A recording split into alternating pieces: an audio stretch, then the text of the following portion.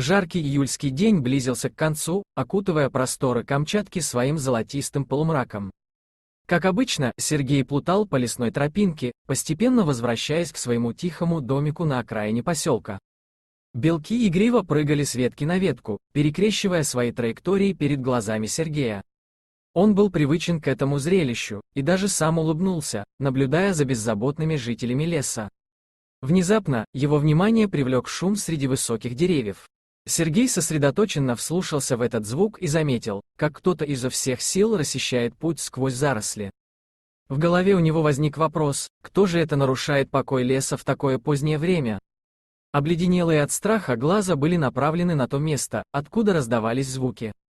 Сергей увидел, как огромный коричневый медведь разрыл могилу, рыл своими острыми когтями землю и разбрасывал ее по сторонам.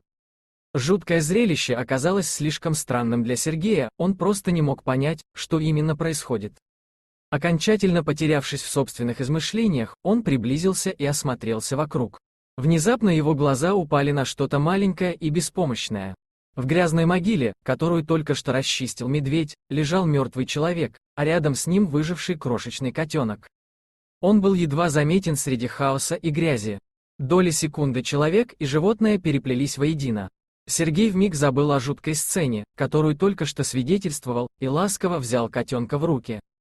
Уют и спокойствие окутало его доброе сердце, он решил заботиться о нем, чтобы ему не суждено было обрести смерть, а находиться под надежной защитой и заботой человека. Годы прошли, и котенок вырос в окрепшего, грациозного кота по имени Блик. Серега, как его странным образом прозвали местные еще в детстве, воспитал кота с такой заботой и любовью, словно он был его собственным сыном. Они стали неразлучными друзьями, проводили вместе множество приключений, и каждую ночь Блик ложился рядом со своим хозяином, раскладывая свое мягкое тело рядом с ним. Однажды вечером, когда погода на Камчатке сурово нахмурилась, Блик загадочно пропал.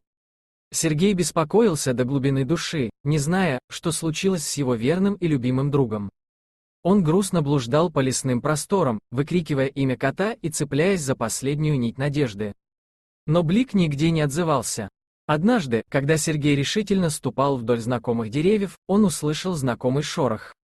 Что-то медленно и неуверенно приближалось к нему. В его глазах отразилась смесь из удивления и растерянности, когда он увидел, как его потерянный друг, Блик, тащит что-то тяжелое и массивное. Сережа сразу понял, что помощью котику Блику предстояло ему выручить. В итоге оказалось, что Блик отыскал Сергея всего за несколько дней перед этим вечером. А он с жаром работал правительственным сотрудником по охране окружающей среды. И хотя медведи могут показаться опасными существами, Сергей знал, что на самом деле они были такими же лесными обитателями, как и белки и котенок Блик. Медленно и осторожно, Блик подошел к Сергею и осмотрел его, а затем обратил его внимание на лежащий перед ним стручок. Сергей понял, что Блик находился рядом с опасным несчастьем, нераспределенными осколками нефтяных труб, которые проникли в лес из-за разрушений природы в результате неосторожности человека.